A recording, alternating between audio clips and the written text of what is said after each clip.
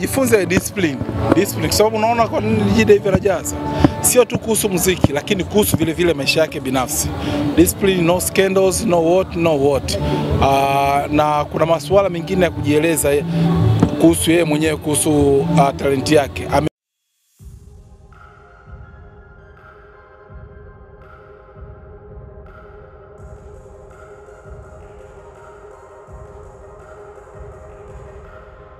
Kwangu mimi miaka 25 ya DJD ni ya kimapinduzi zaidi, kwa sababu wakati huo tunaacha labda muziki, sio tunaacha, nadhani yeye ni mwanadada wa kwanza mkubwa kwenye kizazi kipya. Kwa hiyo alileta mapinduzi makubwa sana, kwa sababu baada ya wakati huo muziki ya bendi kuna wakina mama zetu tunawaheshimu wa zamani. DJD alikuwa ni mwanamke wa kwanza wa muziki wa kizazi kipya. Ya miaka 25 yenyewe anajieleza, kwa sababu kikawaida miaka 25 ni mwanadamu anazaliwa, anakuwa mkubwa, anaenda sekondari, anamaliza chuo, inajielezea kila kitu, na amefanya mapinduzi makubwa sana katika hilo. Inajieleza yenyewe kwamba miaka 25 ni mingi sana. Na ninaposema hivyo kwa sababu angalia, kabla DJD kulikuwa kuna nani mwingine ambaye alikuwa yuko katika hiyo hii industry wa kizazi kipya. Wakati huo kulikuwa na muziki wa zamani sana, wakina Kida Waziri, wakina nani na wengine ambao nadhani nyinyi wengi ni wafahamu. Kwa hiyo tunavyoelezea hili ni kwamba tunamzungumzia mwanadada. Sasa hivi kwa watu wengine anaweza kuwa ni mwanamama ambaye alikuwa wa kwanza kufanya mapinduzi kwenye kizazi kipya cha muziki, kama unavyomzungumzia wakina Professor J, wakina Sugu na wengineo. Labda pengine wadada wengine wajifunze nini ambao wanachipukia sasa? Wajifunze discipline kwa sababu unaona kwa nini Dj Dave anajaza sio tu kuhusu muziki lakini kuhusu vile vile maisha yake binafsi. Discipline, no scandals, no what. Na kuna masuala mengine ya kujieleza kuhusu yeye mwenyewe, kuhusu talenti yake. Amekeep majuzi kwa generation mpya inaujua sana wimbo wa mambo matano. Inamaanisha kwamba yeye bado anaendelea ku-maintain kuwepo katika game. Hiyo ni muhimu sana, kwa sababu hapa tunaangalia wakina Zuchu, wakina Nandi, Ruby na wengineo. Baada ya miaka 25 wanaweza ku-maintain kama Dj alichofanya? That's a question ambayo wao inabidi wenyewe wajiulize, kwamba sio tu naimba nyimbo za zamani, lakini wakati huo baada ya miaka 25 unaweza ukatoa hit song kama ilivyokuwa mambo matano. That's a question. Kwa hiyo inabidi wajifunze discipline, waendelee kuwepo kwenye game na mambo mengine. Lakini hapo kwa kuongezea, dada DJD inaonekana kama amejitenga hivi na Gen Z. Kama leo tunaona kina Zuchu, hatujaona kina Fina, wasanii ambao wapo sasa hivi kwenye Bongo Flava. Labda unaweza kutuelezaje kwenye hiyo ambao watu wanatafsiri kama hivyo labda? Mimi sio manager wa DJD, siwezi kujua arrangement zake. Mimi ni rafiki yake tu wa karibu, siwezi kujua arrangement zake na mambo mengineyo kuhusu hilo, kwa sababu wasanii nao siku hizi wana mambo mengi. Kuna uhusiano wa karibu, kuna ratiba za wasanii na mambo mengine. Kwa mfano leo unaweza kusema kwa nini Diamond hayupo, kumbe yuko London. Sio leo. Kwa nini Alikiba hayupo? Sijui kwa nini Harmonize, kumbe wana ratiba zao ambazo ni tofauti. Na mimi sijasimama hapa kama manager. Swala la mahusiano ni kwangu mimi siwezi kuelezea, lakini labda ukizungumza kwamba hana mahusiano mazuri na wasanii wa sasa hivi, I don't know, hilo silijui. Lakini labda kuhusu kushirikiana labda kwenye muziki, ameimba na Harmonize nadhani, sijui na msanii gani katika kizazi kipya. Lakini mimi hilo kusema kweli napenda nijitenge na hilo swali, kwa sababu sijui kuhusu mahusiano yeye na wasanii wa sasa hivi. Edo, kama mkongwe lakini pia mtu ambaye ni wa karibu sana wa DJD, unahisi nini hasa amekifanya kubaki kwenye picha ambayo yuko mpaka sasa hivi katikati ya wanaume? Tukitazama kuna wanaume wengi sana wameshindwa kusimamia ambapo DJD yupo sasa hivi. Wengi wameshindwa kuendelea na muziki, wengine wamepotea kabisa, waliobaki ni wachache sana. DJD yuko hapa, amekutana na Gen Z lakini bado ana nafasi yake kwenye industry na jina lake bado liko pale pale. Unahisi nini hasa amekifanya? Nimetoka kuelezea hapa. Cha kwanza ni discipline yake mwenyewe binafsi, kuhusu maisha yake binafsi, kwa sababu kuna watu wengine ambao wanaharibiwa na maisha yao binafsi. Kwa mfano DJD angekuwa anakula drugs, leo hii tungesimama hapa labda kuja hapa kufanya hiki kitu, Nadhani umeelewa vizuri nilivyojibu swali kwamba labda angekuwa ni mtu ambaye yani maisha yake ni ya ovyo sana, anakula drugs, anafanya nini, tusingekuwa hapa tunafanya hilo swala. Lakini pili, self discipline na kuelewa game linakwendaje. Kwa mfano labda yeye atoi nyimbo nyingi sana, anajua namna gani kitu cha kufanya, wakati huo afanye kitu hiki, wakati hii afanye kitu hiki, kitu ambacho wasanii wa zamani wanafeli, wao wanaume wao wanawake wanafeli kwa sasa. Lakini anajua jinsi gani game inaenda au anafanya nini. Kwa mfano Jide afanye kitu kila siku, anaandaa events tu. Ameandaa kwa mfano hii miaka 25, huwa anaandaa sijui wine talk, huwa yani vitu vichache ambavyo vinamweka yeye katika ile heshima ambayo inazidi iwepo. Anakuwa very corporate, kitu ambacho hata wasanii wa zamani wanashindwa, kwa sababu kuna mtu anakuwa anajiweka kwenye hadhi za ovyo ovyo ambavyo hawezi kuheshimiwa na watu wa kawaida au watu ambao wanamzunguka. Leo Lady JD ana release album yake ya 10 na naamini uwepo wako hapa na urafiki wenu umewakutanisha kwa sababu ya muziki wake. Kwako unaizungumziaje album ya 10 leo ana release?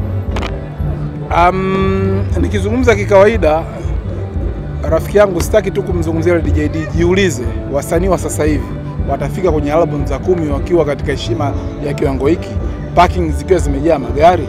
Kwa hiyo ni mtu ambaye binafsi na mheshimu na ametengeneza hii heshima ambayo anayo leo. Unajua, nadhani hapa watu wengi, mimi ni mwandishi mwenzenu, hilo lazima mkubali. Yeah, sure. Na nyinyi mtakwenda baadaye mtafikia miaka yangu, mtaona watu ambao wako sasa hivi miaka hiyo ambayo nyinyi mtafika kwenye umri wangu, au wao kishafikia miaka 25 watakuwa wako wapi? Watakuwa wameendelea kutengeneza heshima hii au itakuwa iko vipi? Nadhani ni self discipline, kuendelea ku keep your voice, talent and everything. Kwa hiyo kufikisha hiyo albamu ya 10, jiulize hawa wasanii wetu ambao sasa hivi wanatamba wana albamu ya ngapi? Nadhani hili swali unauliza leo, baada ya miaka 10 tu ijayo mwenyewe utasema kwamba bwana, mimi wakati naanza kutangaza sijui kufanya nini kulikuwa kuna msanii huyu wa kike, lakini sasa hivi yani sijui hata yuko wapi. So it's discipline, it's everything. Na hata sio kuhusu muziki tu, kuhusu nyinyi. Sasa hivi naongea na nyinyi kama watangazaji, waandishi au nini. Baada ya miaka 10 utakuwa uko wapi? Jiulize hilo swali. Okay, ndani ya hizo album 10 ambayo leo Silva anaenda kuintroduce, ni album gani ambayo hata ukikaa ukisikiliza kabla hujamaliza machozi? Album ya kwanza hii. Yeah, of course, ilimtroduce vizuri sana. Edo, tumeona ndugu yako Oscar. Kwa chana uandishi pia sasa hivi tunaona anafanya vizuri sana kwenye muziki, na ngoma yake ya kwanza pa kuitwa Basata, kitu kikubwa. Teke yako nataka kujua, ndugu yako ameingia kwenye muziki, unampa max ngapi kwanza? Oscar nakupa max 200. Hakuna mtu ambaye anatingisha sasa hivi kama wewe kwenye hip hop. Tangu umemtambua, Kwa nini umesema hivyo?